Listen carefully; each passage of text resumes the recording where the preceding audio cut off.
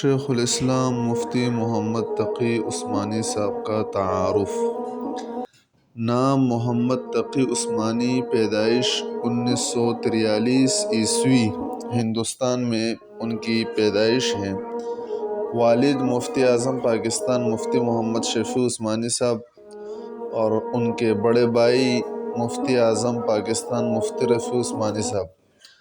اساتذہ: مولانا ادریس کاندھلوی رحمۃ اللہ علیہ اور حضرت مولانا سلیم اللہ خان رحمۃ اللہ علیہ۔